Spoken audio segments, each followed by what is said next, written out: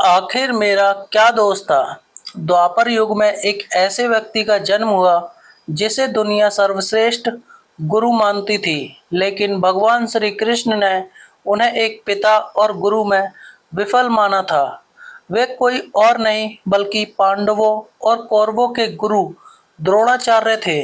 महाभारत के युद्ध के दौरान जब पांडव पक्ष को लगा कि गुरु द्रोणाचार्य को हरा पाना असंभव है, तब अश्वत्थामा मारा गया। यह झूठी खबर चारों तरफ फैला दी, जिससे पुत्र के वियोग में आकर द्रोणाचार्य शस्त्रों का त्याग कर दे, तभी उनका वध कर पाना संभव हो सकेगा। युधिष्ठिर के मुख से सुनने पर द्रोणाचार्य ये सब सच मान बैठे और अपने शस्त्रों का त्याग कर दिया। लेकिन इसी दौरान द्रोणाचार्य ने श्री कृष्ण से कई सवाल किए, जिसका सच सुनने के बाद द्रोणाचार्य को मृत्यु को स्वीकार करना पड़ा। गुरु द्रोणाचार्य ने भगवान श्री कृष्ण से कहा, हे महाज्ञानी परम तेजस्वी वासुदेव, मैं बचपन से ही आश्रम में पला बड़ा। मैंने अपने जीवन में निर्धनता तथा गरीबी का मुख देखा। मैंने अपने जीवन में बहुत कठिनाइयों को झेला। क्या मैंने पूर्व जन्म में कोई पाप किया था? मैंने अपने मित्र द्रौपद से धोखा खाया और जिस राज को विजय दिलाई उसी राज से निकाला गया। हे वासुदेव, आखिर इन सब में मेरा क्या दोष था? क्या अपने मित्र की सहायता करना कोई पाप है?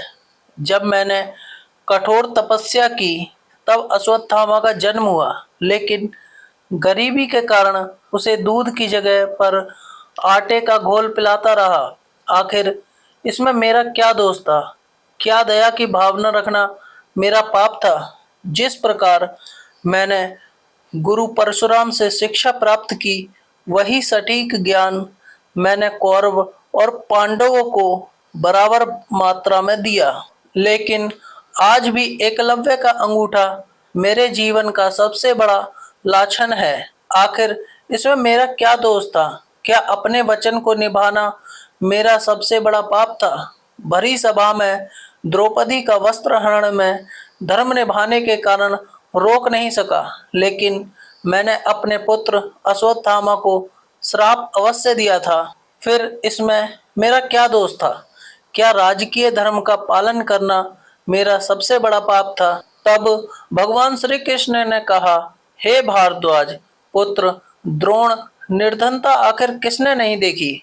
एक शिशु जन्म से ही निर्धन होता है, लेकिन कुबेर के भंडार को पाने के लिए मेहनत, संघर्ष और धैर्य अति आवश्यक होता है। जिस प्रकार आपने अपने मित्र से धोखा खाया, वैसे ही बाली ने सुग्रीव से और रावण ने विभीषण से खाया था। भले ही उनके कर्मों में अंतर रहा हो, लेकिन कार्य एक समान ही था। ऐसे समय में धैर्य ही इंसान का सबसे बड़ा साथी होता है। लेकिन बदले की भावना में आपने अपनी मृत्यु का शस्त्र स्वयं तैयार कर लिया, और वो भी दृष्टघुम के रूप में। और इसी कारण वहीं से द्रौपदी का जन्म भी हुआ और महाभारत की नींव भी वहीं से रखी गई है। हे भारद्वाज पुत्र द्रोण, आप सर्वश्रेष्ठ हैं और सर्वश्रेष्ठ ही रहेंगे, लेकिन एक योद्धा के रूप में, एक गुरु और पिता के रूप में बिल्कुल नहीं। दुनिया आपको जानेगी अर्जुन के गुरु के रूप में, लेकिन सर्वश्रेष्ठ गुरु के रूप में नहीं। एक गुरु का दायित्व होता है कि वह अपने शिष्य को श्रेष्ठ तथा उत्तम बनाए। एक गुरु का दायित्व होता है कि वह अपने शिष्य को धर्म अधर्म के बीच का अंतर समझाए, और अगर वह यह भी नहीं कर पाया तो वह एक शिक्षक के रूप में विफल माना जाता है।